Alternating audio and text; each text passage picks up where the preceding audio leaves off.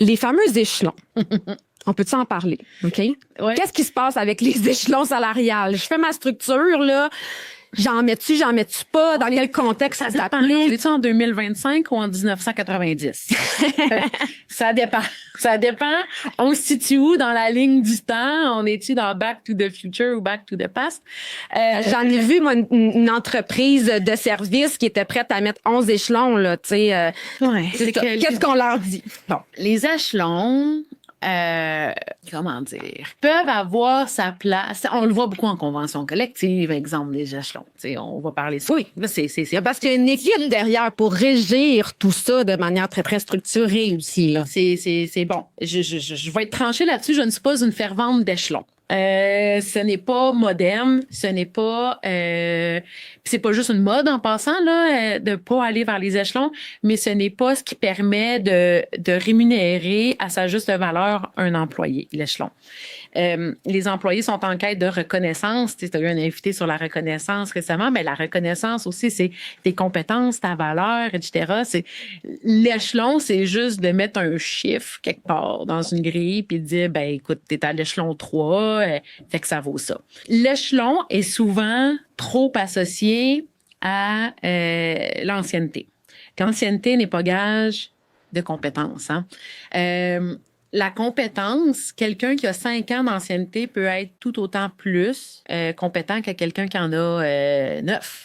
Tu sais, quelqu'un qui en a 9, ça se peut qu'il soit mieux dans ses pantoufles, puis que lui, il est un petit peu slow pour apprendre, mais il fait bien sa job, mais il est juste un petit peu moins... Il peut être bien dans son scope de responsabilité, de tâche aussi, puis c'est correct, puis il sera pas en quête d'aller chercher des nouvelles compétences, etc. Fait que lui, il va être bien. Mais là, t'en as un... Ton avion de chasse, là. Tu sais, avec la courbe, là, super efficace. Après 4 ans, c'est un éponge, puis que, justement, là, il y a moins d'expérience, mais c'est un éponge, et il veut apprendre, il veut contribuer, il est en feu, là. Ben, tu sais, si t'as un des échelons, tu vas nuire à lui. Beaucoup, parce que dans le fond, il faut que tu respectes tes élèves. Tu ne pas notre tombe une année, mais c'est ça, tu te mets à risque de le perdre. Fait que les échelons, je trouve que ça l'enlève la flexibilité puis la marge de manœuvre. C'est la connaissance de la personne. Puis des valeurs, la valeur de la personne, la valeur des compétences de la personne. Fait que les échelons, c'est tellement limitatif sur ce que tu peux faire, puis c'est tellement juste mathématique. Puis des fois, c'est, ben là, désolé, je peux pas te donner plus parce que là, t'as 3 ans, puis selon ma grille, ben là, t'es à l'échelon 3, fait que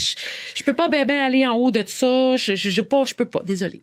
On peut-tu en parler de comment on répond aux employés quand ils nous parlent de salaire? Oui. Ça, là, on traite ça quotidiennement. C'est le mouton noir des dirigeants et gestionnaires. Puis en même temps, est-ce qu'on leur en veut dans le sens que c'est une conversation qui peut être difficile parce que tu le sais que c'est sensible. Puis c'est un peu notre cheval de bataille. On nomine des gestionnaires, on oublie de les former à comment on en parle de salaire et de rémunération avec nos employés. Ça, c'est le deuxième nerf de la guerre, je dirais. C'est les discussions de la communication en rémunération. On n'en parle pas. On est gêné d'en parler. On est mal outillé d'en parler. On n'est pas formé pour en parler. On est mal à l'aise parce que c'est un sujet qui est délicat.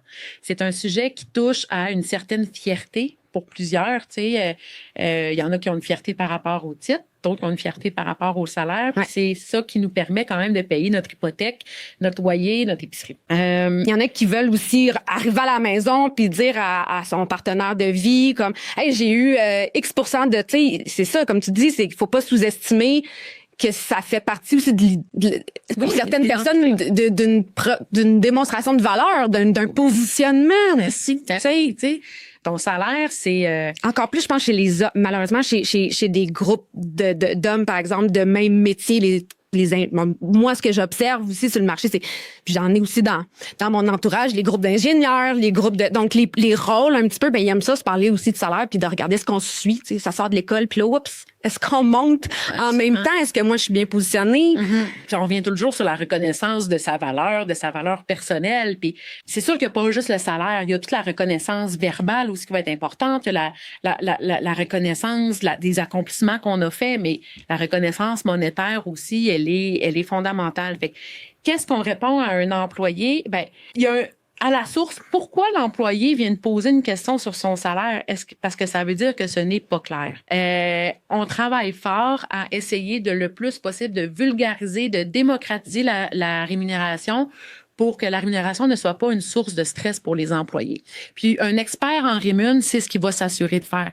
Plus que ça va être lucide, que ça va être clair, que ça va être communiqué la rémunération, l'employé n'aura pas à s'en soucier parce qu'il va le savoir que c'est bien géré et qu'il peut avoir confiance en son organisation sur la manière qu'il gère les salaires. Fait que si tu as beaucoup d'employés qui viennent constamment dans ton bureau pour te dire « Hey là, ma belle-sœur, elle travaille pour ArcelorMittal, puis elle fait 15 000 de plus que moi, ça n'a pas de bon sens, je veux plus. » Puis là, ça c'est le genre de situation qui t'arrive tout le temps. Questionne-toi de, ben là, peut-être que ça serait le temps que je communique un peu plus à mes employés sur c'est quoi ma rémun, c'est quoi mon offre de rémun, ma stratégie de rémun. Pour de mon travail qui est fait derrière. Être réactif, de répondre à ce genre de questions-là, soit préventif, et questionne-toi de qu'est-ce que je dois communiquer, qu'est-ce que j'ai comme outil pour... Parce que ça se peut aussi que ça soit OK que tu sois 15 000 de moins. Exact. Mais si tu as les réponses... les justifications, la façon de bien l'expliquer, ton employé va le comprendre. Exactement. Parce que t'es peut-être pas ArcelorMittal, t'as peut-être pas un chiffre d'affaires de milliards de dollars comme ArcelorMittal. Fait que c'est dur après de venir, tu sais, si t'as pas les outils, en fait, pour le communiquer, là, c'est là aussi qu'il y a une démarche à faire. Fait que, avant d'être réactif, des fois, il vaut mieux être préventif puis de se questionner de qu'est-ce que je viens communiquer pour m'assurer que tout le monde comprenne comment on gère leur salaire. Puis après, ben c'est ça. Quand tu as le genre de questions comme ça qui arrive ou quelqu'un qui on revient sur les données trouvées sur Internet, il doit imprimer une feuille, il dit hey, le guide, puis dire ça dit que... Exactement, ça dit que je devrais gagner ça. Là, après, comment tu accompagnes tes gestionnaires à répondre à ça, parce que c'est quotidien, ce genre de questions-là. Si je pourrais en parler très, très, très longtemps. On peut vous appeler pour vous poser ces questions-là. Ben, c'est complexe aussi, puis chaque contexte est tellement différent. Quand on accompagne quelqu'un, tu sais, je veux pas faire de la promotion, là, c'est pas le but de ma présence aujourd'hui, mais... Non, mais il y a des solutions qui... C'est important de le savoir. Tu développes un outil. Ça, c'est déjà un super bon bout de chemin. Tu développes un outil pour gérer ta masse salariale. Parce que c'est gros une masse salariale dans une organisation. Fait que tu veux t'assurer de... C'est les coûts les plus élevés. Ta grille salariale, ta structure salariale, ton échelle salariale, ça veut tout dire la même chose, grosso modo. Fait que là, ça, tu as déjà développé ça. Mais après, c'est pas juste d'arrêter là, c'est de le communiquer, ce que tu as fait comme démarche. Puis le communiquer, ça va démontrer que ça a été réfléchi, que c'est pas juste comme hier. Exactement. Puis ça va donner confiance à ton staff. De dire, on a fait une démarche, voici la démarche qu'on a fait, voici les différentes classes salariales, bref, ça dépend du niveau de transparence qu'on veut avoir, mais il faut pas s'arrêter juste à développer l'outil, puis on arrête ça là, puis ça appartient juste à l'exécutif. C'est ça que belle valeur, la communication. C'est ça que les employés veulent. Hey, ils ont pris ça au sérieux. Hey, ils se sont questionnés sur la valeur de mon rôle. Je peux me sentir en confiance. Puis après, ben là, on tombe dans le sujet de la transparence salariale. Ça en est une autre question. Là, en 2025, on est-tu... les organisations, on vise-tu la transparence salariale? Du genre, on laisse-tu notre grille salariale à côté de l'imprimante? On laisse-tu la liste des employés avec leur salaire à côté de l'imprimante? Bon, il n'y a plus d'imprimante là, en 2025, mais on l'affiche partout. On met ça sur le hub accessible à tous. On va jusqu'où en 2025? Ouais. Ça, tu m'as demandé au début, les tendances, puis on a tellement de sujets à couvrir, mais initialement, ça fait aussi partie... Dites-nous en commentaire si l'équipe de rémunération Éco doivent partir leur propre podcast parce qu'il y a trop de sujets en rémunération à explorer. La transparence, c'est une tendance, mais c'est plus qu'une tendance. Ça va devenir un mode de gestion de la rémunération. Tu sais, puis je dis pas une mode, mais un mode. Ça va être il faut l'intégrer dans nos pratiques. Il y a notre voisin au 1er janvier qui s'en vient a opté pour la loi sur la transparence salariale. Ouais. Il y a plein d'autres provinces aussi, la Colombie-Britannique également, tu sais, fait il y a ça ailleurs va devenir clairement le Québec est assez avant-gardiste en termes de ça, je veux dire l'équité salariale ça part d'ici là, on a beau lire le contraire en Ontario, mais l'équité salariale ça part d'ici, fait qu'en rémun au Québec on est avant-gardiste, fait que c'est spécial que là on tarde un petit peu avec ça, mais il y a eu un communiqué de l'ordre des RH cette semaine, petite parenthèse, qui, en fait, se positionne pour la transparence salariale. Fait que, attachez votre sucre, ça s'en vient. Mais déjà, il y a une mini-étape qui vit depuis un petit moment, qui est certaines plateformes de recrutement obligent d'afficher nos salaires. Oui, exact. Au moins une braquette, de prononcer. Oui. Fait que la transparence salariale se divise en plusieurs étapes. Il faut la voir comme petit pas à petit pas à petit pas. C'est pas de partir de l'étape 0 à l'étape 9. On va encore une fois créer le chaos. On va éviter de créer le chaos nécessairement. Ou la ligne une ligne spécifique aux questions, aux plaintes, aux commentaires. On va éviter ça. Fait que, tu sais, ce n'est pas de laisser dans notre intranet ou dans le salaire de tout le monde. Ça, c'est l'étape ultime et ce n'est pas le but ultime à atteindre. C'est pas ça, nécessairement, la transparence salariale. Il y a un objectif, il y a un why en arrière de ça, un pourquoi qu'on fait ça. Il y en a des organisations qui ont opté pour ça. Mais pour se rendre là, il faut être gearé, là, si on veut. Il faut être bien équipé en termes d'outils. Faut pas se lancer en cowboy. Non, ça. Je pense que c'est la pire affaire. Transparence, il y a des étapes, il y a une préparation, il y a des formations, il y a de l'éducation à faire aux gestionnaires pour arriver à le communiquer. Et avant tout, il faut se questionner sur est-ce que en ce moment, à Rimune Éco, on parle souvent des petits popcorn qui sortent du bol. On va regarder l'état de nos popcorn. Là. Est-ce qu'on a plein de popcorn qui sont dehors, puis sinon on va les ramener dans le bol. Ici, les petits popcorn qui sont dehors du bol, c'est les gens qui ont des rémunérations extravagante, je dirais, tu sais. C'est ça. T'sais, pour X raisons, là, la cohérence va être difficile à expliquer. Exact. C'est ça, tu sais. Es-tu capable d'expliquer? Es-tu capable d'expliquer? Puis là, si t'as trop de popcorn de même, ben ramasse un peu ton assiette de popcorn, puis ça peut prendre quelques années. Ça peut prendre un certain temps, effectivement. C'est ça. J'allais dire quelques années, mais tu sais, ça se fait pas du genre du jour au lendemain, là. Fait que tu sais, t'as un ménage à faire pour commencer, pour t'assurer que ta rémun elle fasse du sens, que t'as pas des salaires extravagants. Puis après ça, une fois que ça c'est bien géré, là tu peux commencer à montrer, exemple, l'échelle de la personne. Fait que toi, exemple, t'es dans un poste de superviseur, t'es dans l'échelle numéro 4, ça va de temps à temps, tu sais. Puis ça c'est correct. L'échelle n'est pas échelon, hein, faut le justement. Une échelle, c'est vraiment dans le fond ton minimum, ton maximum. Fait qu'un superviseur peut gagner, je sais pas moi, entre 45 puis 57 000 par exemple. Par exemple, l'échelle des postes administratifs premier niveau. Fait que là t'as différents commis, donc c'est des familles d'emploi. Des familles d'emploi qui vont avoir une valeur similaire. C'est ça. Fait que ça peut aller dans le marketing, dans les finances, mais la famille d'emploi, ça a une valeur similaire, donc ils suivent la même échelle. C'est ça. Fait que dans le fond, c'est le poste, il a accès à quoi comme salaire? Fait que c'est de t'assurer, tout le monde est au moins dans leur minimum, dans leur maximum, puis après ça, ce que tu es capable de justifier. Et si tu as quelqu'un, ça fait 25 ans qui est avec toi, mais qui est au début de son échelle, es-tu capable d'expliquer pourquoi? Hey, toi, Bob, ça fait 25 ans que tu es superviseur avec nous, puis tu es au début de ton échelle, mais... Attends qu'il parle avec Frédéric qui vient d'être embauché, puis que, tu sais, il est... Maximum, tu sais, tu risques de... Puis des fois, c'est parce qu'on sait, comme tu disais tantôt, on peut pas, tu sais, des fois, on peut pas leur vouloir, on l'échappe. On l'échappe, exactement. C'est involontaire. On avait un feu à éteindre, on avait un candidat exceptionnel, puis on se dit, garde, lui, il faut la gestion veut régler des problèmes, fait qu'on fait. Puis des fois, on n'a pas les outils non plus. On le sait pas, ça, on le sait pas. Puis on n'a pas tout le temps quelqu'un en RH, en organisation, puis on n'a pas tout le temps accès à quelqu'un en rémun non plus, en organisation, encore moins souvent, tu sais. Fait qu'on y va avec les moyens du bord, puis on y va avec ça, mais là, après, on a une situation que si on y va vers la transparence salariale, ça va être difficile à expliquer, là, tu sais. Fait que c'est la transparence n'est pas de donner les salaires de tout le monde accessibles à tout le monde. Ce n'est pas ça. Mais c'est de s'assurer que lorsqu'on va, tu sais, un exemple que la loi, ce qu'on va voir, c'est que dans les affichages de postes, effectivement, on va voir la braquette salariale.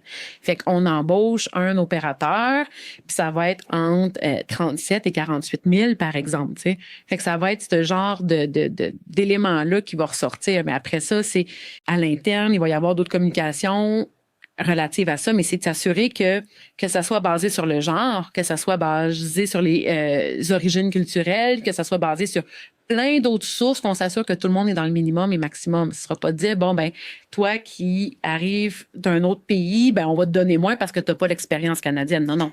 On verra pas ça. Fait qu'on va s'assurer avec la transparence salariale qu'il n'y aura pas de discrimination basée sur les origines ethniques. Donc, on va s'assurer que la personne soit au moins bien située entre le minimum et le maximum. Fait que c'est ça aussi que ça vient diminuer totalement les écarts basés sur d'autres sources.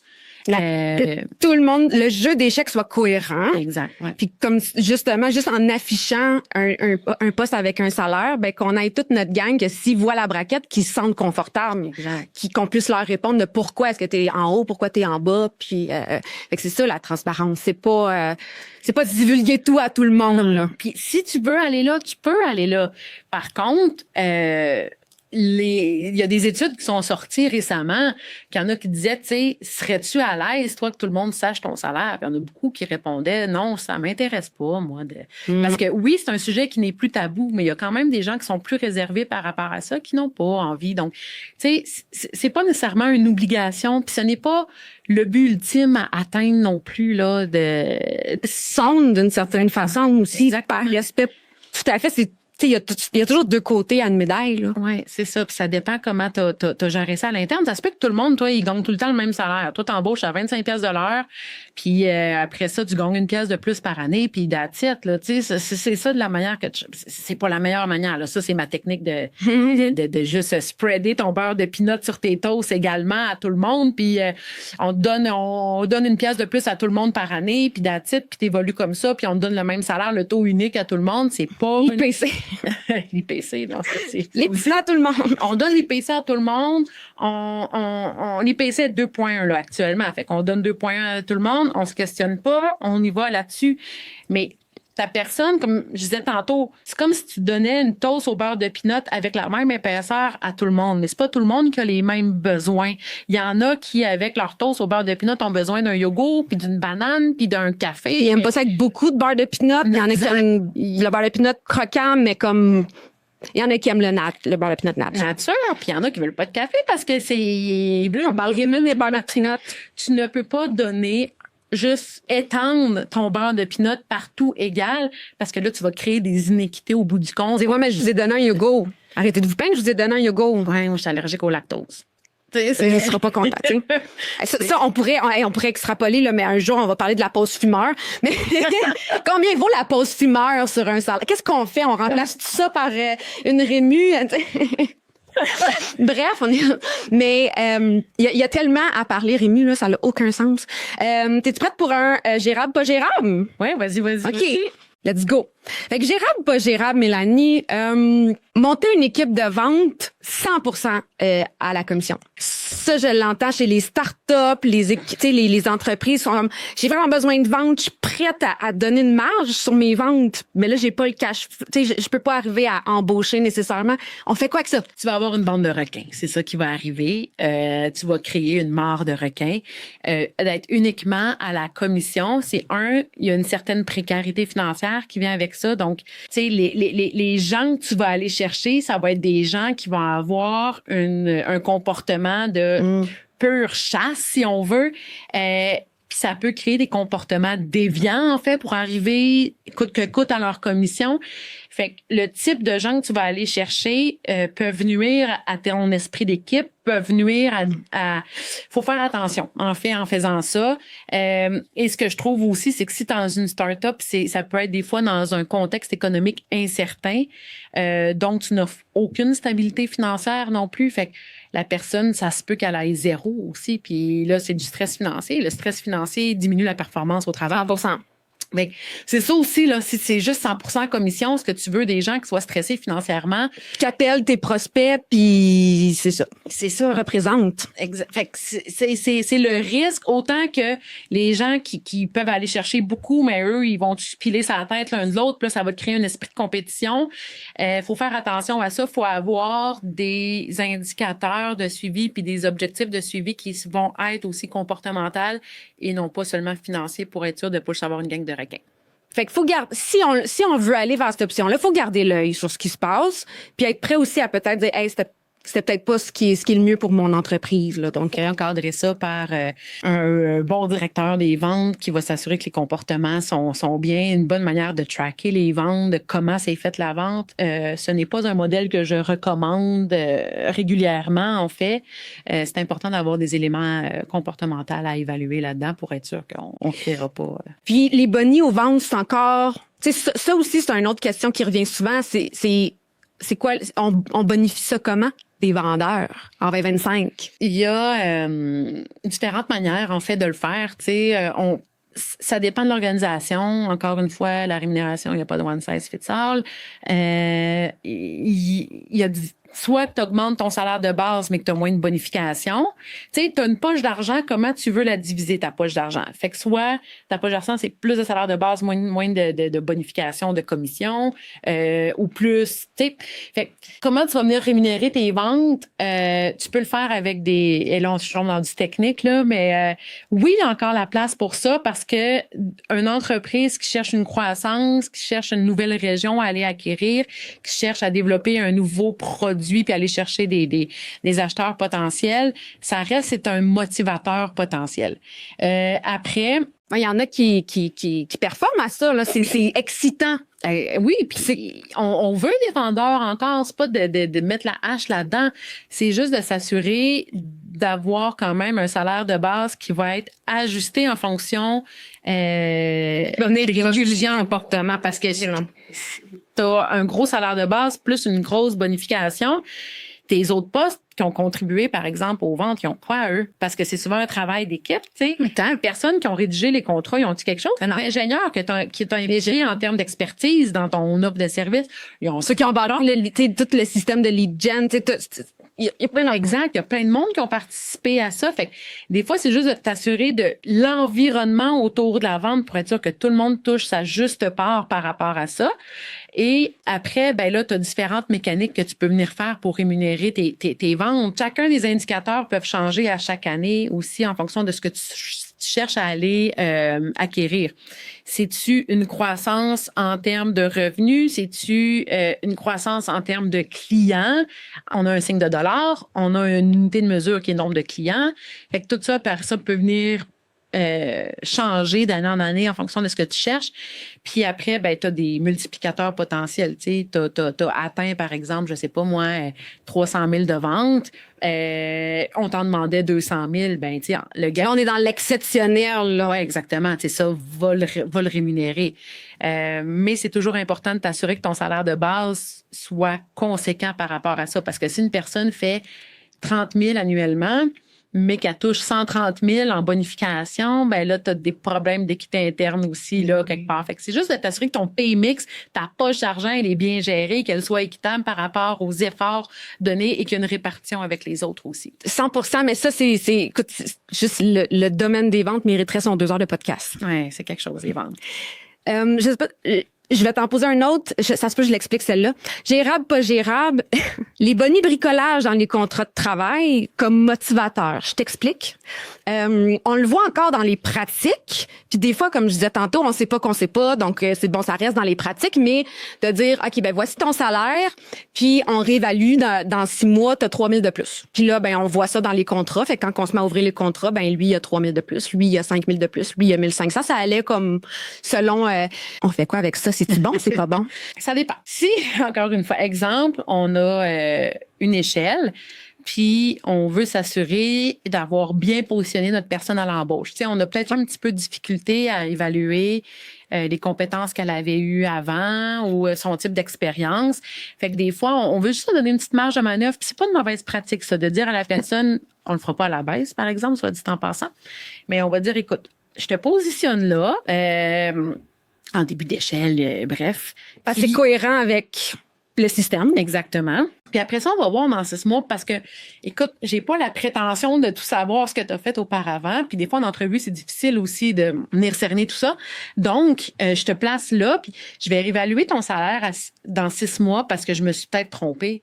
Parce que peut-être que, tu sais, tu vaux plus. Fait que aussi, ça permet aussi une certaine flexibilité, malléabilité, puis le salaire, c'est pas coulé dans le béton, tu sais, ça évolue à travers le temps, à travers les compétences. Fait que des fois, quand on a un candidat, par exemple, qui est pas certain de l'offre salariale, d'ouvrir la porte à une révision salariale, de dire, ben, montre-moi comment que ça va aller dans les 6 mois, puis peut-être que, tu sais, justement, je t'ai sous-évalué, puis que là, je vais te donner effectivement 5 000 de plus, puis c'est correct tant que ça reste. Parce qu'il va se déplacer dans une structure qui va être cohérent avec comment il a montré ses talents, ses compétences, comment il a performé. Ça nous donne le temps d'observer. Exactement. Parce que comme on disait, c'est une transaction, puis c'est correct. L'employeur veut se sentir bien avec la rémun, puis le salarié aussi veut se lever le matin. Puis on peut en discuter, c'est ça qu'on veut dire. Fait que oui, ça peut être une pratique, mais faut que ça soit bien adressé. Ouais.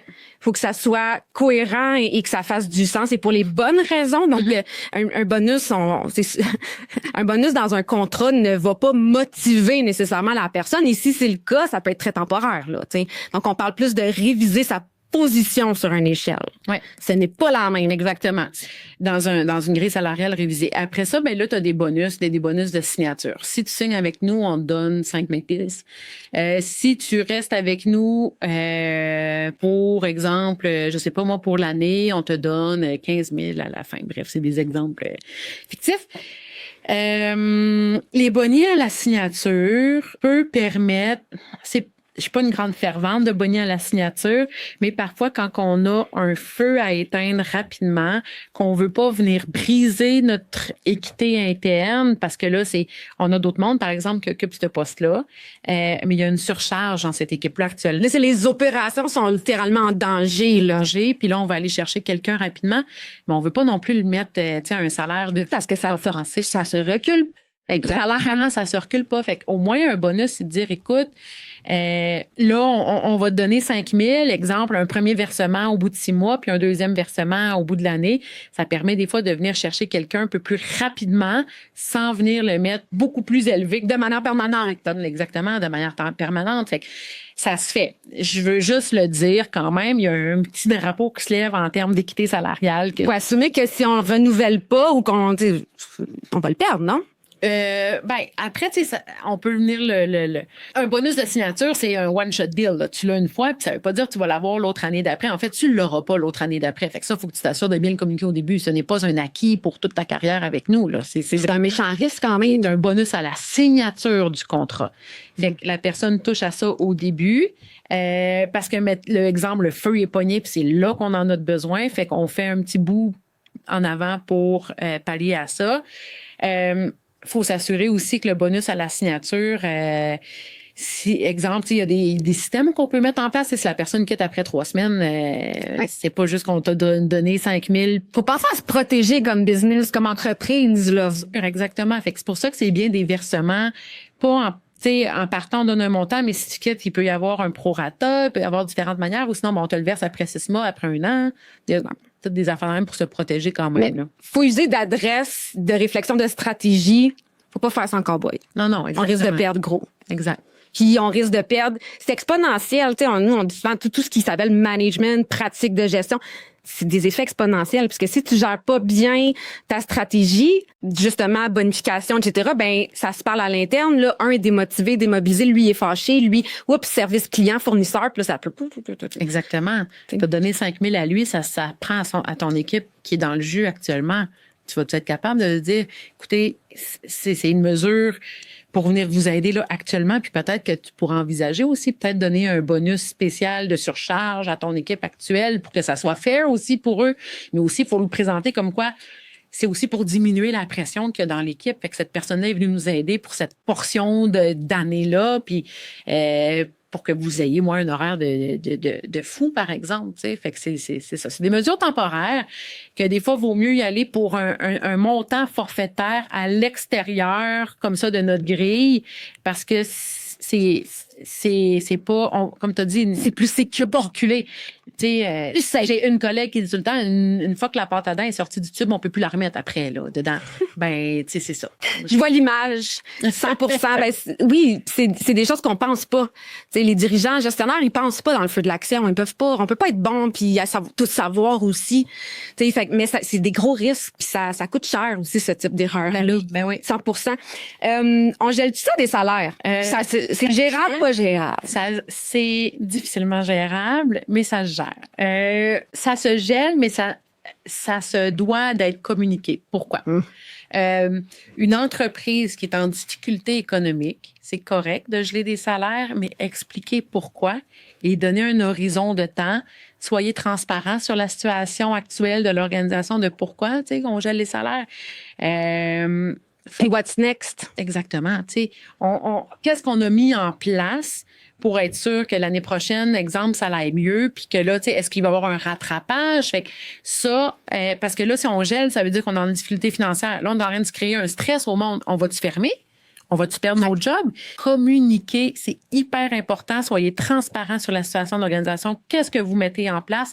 Si vous avez fait des bons coups, nommez-le. Ça va rassurer les gens parce qu'un gel peut aussi entraîner une vague de départ parce que le monde va être stressé de perdre leur job.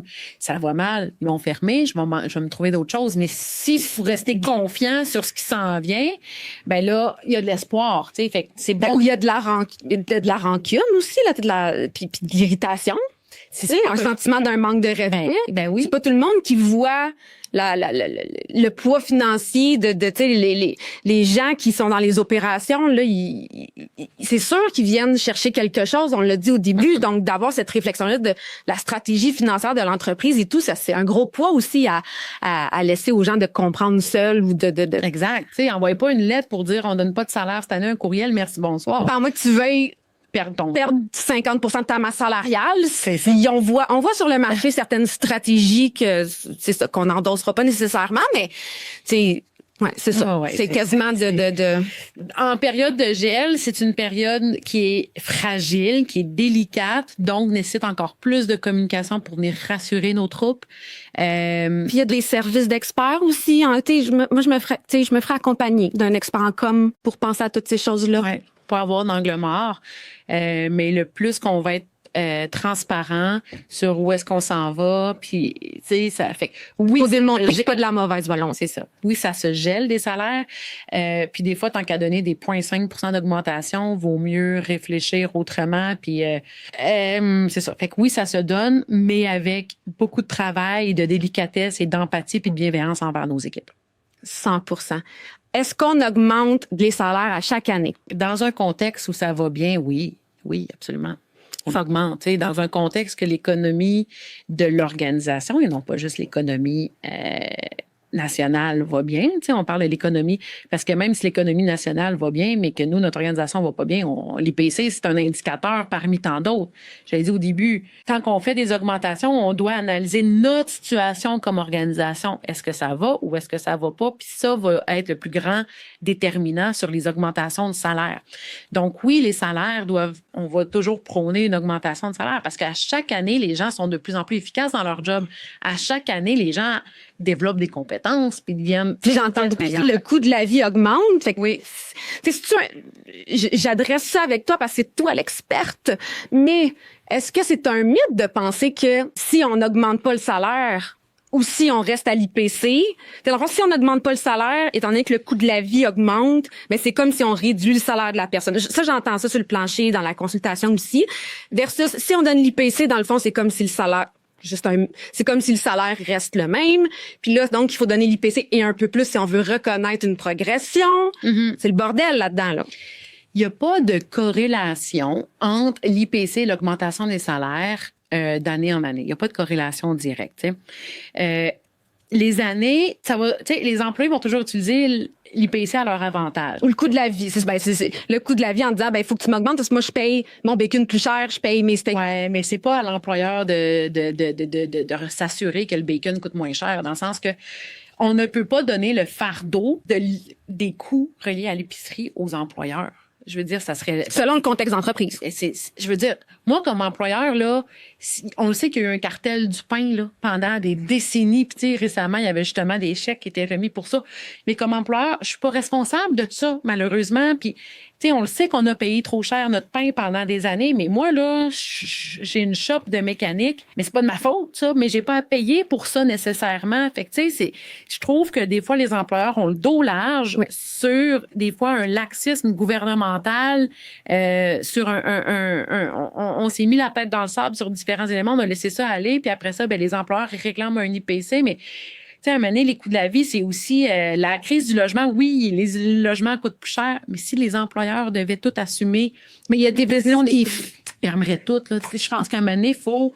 C'est pour ça que je parle de l'économie de l'organisation va primer encore plus que ce qui se passe dans l'économie nationale. Fait l'IPC... l'inflation versus les augmentations de salaire n'a pas de corrélation. Il y a, comme actuellement, l'IPC est plus basse que les prévisions salariales. Fait que c'est ça que dans les nouvelles, on parlera pas de l'IPC, qu'on devrait donner l'IPC, parce qu'en ce moment, les augmentations de salaire sont plus élevées que ce qu'on voit comme les prévisions, là. Tu sais, du moins, là, c'est comme toutes les entreprises se réunissent, sont sondées à savoir c'est quoi votre budget d'augmentation de salaire pour cette année, puis ça ressemble à quoi. Puis là, on a, exemple, 3000 répondants, puis là, on a des statistiques qui sortent par rapport à ça. Puis là, cette statistique-là est plus élevée que l'IPC. On retourne un petit peu en arrière, il y en a un IPC de fou, mais les augmentations de salaire, il y avait des difficultés financières. Il y a eu les tarifs par les États-Unis, tu sais, qui sont arrivés, que ça aussi, ça l'a joué là-dedans. Fait il y a aussi le gros boom de recrutement des dernières années, hein, parce que là, il y avait pénurie de main-d'œuvre. Fait que là, on booste les salaires pour attirer. Mais là, à un moment donné, la capacité de payer, c'est comme, faut que ça suive. Début de la COVID, c'était le contraire. On a tellement eu peur de perdre notre staff. L'IPC était au plus bas parce que là, on avait, écoute, la peur était partout. Les organisations, ça a été historique, là, en 2020-2021, les augmentations de salaire ont été historiques, ont atteint des pourcentages jamais vus auparavant. 7-8 là. Si on se rappelle que c'est permanent, une augmentation de salaire. Ben oui, c'est la pâte à tirer qui sort du tube. Oui, puis ça, tu sais, tu la payes à chaque année plus, tu sais. Fait que c'est exponentiel, là. Exactement. Fait l'IPC, j'essaie de me souvenir de ta question. C'est plus, tu sais, les employés, quand ils rentrent en entreprise, puis je pense surtout à mes clients qui sont des petites entreprises, des startups, par exemple, qui savent pas. Donc, bon, il y en a qui vont tarder. J'ai déjà vu aussi une entreprise qui a pas augmenté ses salaires pendant 3-4 ans parce que ça y venait pas. Tu sais, c'est pas quelque chose qu'on pense. Fait que, est-ce que on a raison de leur dire, par exemple, que ben un salaire, ça se révise à chaque année? Mm-hmm. Absolument. Oui. Cette entreprise-là, le start-up, du moment qu'elle a vécu une croissance, du moment qu'elle a intégré des nouveaux membres dans son équipe, devrait augmenter son salaire. Absolument. De ne pas augmenter son salaire, si par exemple, quand au début, elle a fait une petite étude de marché sur les salaires, puis qu'après ça, elle les augmente pas, elle est tellement en retard, là, parce que ça s'annualise. Tu sais, je veux dire, le 3 le 3,5 s'il n'est pas donné, ben c'est 3,5 de 3,5 de tac. Fait que, tu sais, on est en retard, là. Fait que là, maintenant, elle sera plus capable de recruter, puis elle va perdre son staff. C'est sûr, elle se met à risque. Une entreprise qui n'augmente pas ses salaires sur une longue période se met à risque. Si ton staff provient de d'autres employeurs qui avaient comme habitude ou du moins comme norme organisationnelle de revoir les salaires à chaque année, ben là, il arrive chez vous, puis automatiquement, ça génère aussi de l'émotion négative. Oui. Ben oui, c'est sûr. L'augmentation de salaire est reliée aussi avec une discussion, normalement, en fait, de pourquoi on t'augmente de temps, on fait le point sur tes compétences, on fait le point sur qu'est-ce qui nous attend pour l'année d'après. Fait que si on donne pas des salaires, est-ce qu'il y a quand même une discussion? Absolument non. Fait que c'est ça aussi, là, on perd des deux côtés, on perd d'un moment de discussion très important dans la vie d'une employée, puis on perd aussi l'augmentation de salaire qui peut créer un sentiment d'injustice puis de non-reconnaissance, tu sais, de sa valeur puis de sa contribution à une organisation. Donc, définitivement, les salaires doivent être vus à chaque année quand la situation financière, bien sûr, le permet. Si ça ne le permet pas, on le communique. On laisse pas le temps passer. Non. Hein? Ça, c'est super important. Ou ce qu'on voit aussi, c'est des bonnies au contrat, par exemple, ou des révisions comme on a parlé tantôt, mais on laisse le temps passer, donc on remet l'imputabilité à l'employé de rappeler son dû qui a été entendu dans le... Ouais. Ça, on fait attention à ça. Ouais. Donc, on se met une bonne alerte dans l'agenda si on n'a pas, tu sais, ou du moins soit les ressources humaines ou la personne responsable pour ne jamais oublier ce qu'on s'est engagé envers les employés parce que c'est assez fatal au niveau de l'émotion. au niveau de l'engagement. Absolument. Tu sais, il y en a qui gèrent par rapport à la date d'embauche. Fait qu'à chaque date d'embauche, on regarde le salaire. On parle de comment s'est passée l'année, etc. Puis après ça, sinon, on a notre période calendrier, notre calendrier fiscal, tu sais. Fait qu'il y a différentes manières, mais on a au moins une période dans l'année, là, en fonction de la taille de l'organisation, là, mais à peu près, là, de voir, OK, ben ma masse salariale, je la fais évoluer comment? Est-ce que j'ai des postes qui sont un petit peu plus difficiles à recruter, qu'il faudrait peut-être que j'aille checker les salaires au marché, combien ça vaut pour ça? Puis ça, c'est une bonne pratique, en fait, là. Puis c'est pas super dispendieux non plus faire ce genre d'analyse. On a les bonnes données, c'est avoir les bonnes données, de savoir mon poste vaut combien. Quand on est confortable, on le sait, on a une bonne idée, là. Tu sais, c'est exemple d'avoir des fois des données de recruteurs. Ce qui arrive, c'est que s'il y a un concept de hot job et que cette job-là est vraiment en demande, ben là, les salaires augmentent. Fait que les recruteurs vont te communiquer ce salaire-là. Mais ça, des fois, c'est juste une tendance. C'est en demande, cette job-là, mais elle sera peut-être pas de même non plus tout le temps. Fait que les données aussi de recruteurs, faut faire attention parce que ça peut. Est-ce que c'est un recrutement qui est fait dans le même marché de référence que nous? Est-ce que l'expérience de la personne, c'est un senior versus junior? Sur une perception. Exact. Parce que certaines lois sur la transparence salariale, d'ailleurs, nomment qu'il va maintenant être interdit de demander le salaire que la personne avait avant. Oh! Fait que là, les salaires, ils vont arriver d'où, tu sais? Fait qu'on on pourra pas demander. Au Québec, on le sait pas encore, mais tu sais, dans certaines législations qu'on a vues, ben c'est ça fait partie des. On peut plus poser la question, tu faisais combien avant? Fait que votre rôle de professionnel pour aider les entreprises, il est important. Moi, je pense que oui. C'est sûr, je vais prêcher pour ma paroisse. Surtout avec. Comme, si on veut rester avec les obligations d'employeur, hein, parce que quand on choisit d'être employeur, ça vient avec des obligations. Des fois, on oublie ces obligations-là, puis là, on voit qu'avec les lois, ben, les obligations vont juste se transformer, augmenter, on les verra pas venir, fait que c'est important de se faire conseiller. Hein. On se fait conseiller par des conseillers financiers, ben il y a plusieurs éléments, plusieurs domaines quand on décide d'accueillir des employés qu'il faut se faire conseiller aussi là. Ouais, puis tu sais, il y a pas beaucoup de lois qui régissent la rémunération au Québec. Il y a le salaire minimum, bien sûr. Il y a l'équité salariale pour une portion, mais sinon c'est pas mal. Tu sais, bon, la transparence va peut-être arriver prochainement, mais sinon c'est assez lourd. Gré du turnover. Fait que c'est sûr qu'ici, si on fait juste ça, puis regarder le vent, il arrive d'où, on risque de se faire avoir un moment donné quelque part. Fait que, c'est sûr que en période d'incertitude, exemple dans une organisation qui sait pas trop, puis qui tu sais, que justement les drapeaux rouges, ils se lèvent de partout, ça peut être bon d'aller chercher certains conseils. Puis ça s'apprend aussi, tu sais. J'ai une manière d'accompagner mes clients, de les rendre autonomes. Après, ils vont être capables d'en parler. Puis c'est ça mon but, c'est pas tout le temps d'être « Hey, Mélanie, j'ai besoin de toi ». Ça va me faire toujours plaisir. Mais par contre, il faut accompagner le client pour être capable de comprendre sa masse salariale, de savoir sur quel piton peser à quel moment. Comment vulgariser les choses, impacter positivement pour rassurer les employés. Puis ça a une valeur durable. Parce que la rémunération peut être une source de satisfaction ou d'insatisfaction. Ben, tu sais, choisissons le camp dans lequel on veut aller, là. Fait que ça, c'est ça. Puis ça s'apprend. Puis c'est pas... si je retourne quelques années en arrière, quand j'ai commencé en Rémun, je trouvais donc il y avait une perception que c'était donc élitiste la rémunération, mais ce n'est pas. On peut l'apprendre, tu sais, puis ça se vulgarise, puis ça se gère, puis ça se gère bien, puis ça peut être rassurant pour certains. On peut en parler. Il faut briser les tabous pour tous les impacts et les bénéfices qu'on peut générer dans notre organisation. Mélanie, il va falloir que tu reviennes pour les 1 million d'autres sujets. Je finis tout le temps avec une question importante. Comment tu te gères, Mélanie? Comment je me gère ça? My God. Professionnellement, c'est une question ouverte. C'est ça le plaisir de la poser. Comment je me gère? Dans cette ère où, en 2025, bon, on est tous pas mal sous stress à 99% du temps, même quand on dort. Donc, comme c'est important aussi de trouver une façon de gérer. Hein? Comment tu te gères? Comment je me gère? C'est ton style de gestion de soi. Mais de gestion de moi. Écoute, je suis quelqu'un qui drive beaucoup à l'adrénaline, qui drive à un volume élevé, là, je dirais. Ouais. Fait que ça m'aide à me... J'ai besoin d'être stimulée intellectuellement. Fait que je me gère totalement à travers un épanouissement professionnel en m'accompagnant en accompagnant mes clients. Fait que ça, c'est une bonne source de gestion positive pour moi. Ça me fait du bien de faire ça. Puis sinon, ben écoute, à la maison, là, ces temps-ci, c'est le chaos. Fait que je me gère pas pantoute, c'est l'enfer. Tu gères des rénovations. On est en pleine réno. Fait que c'est l'enfer.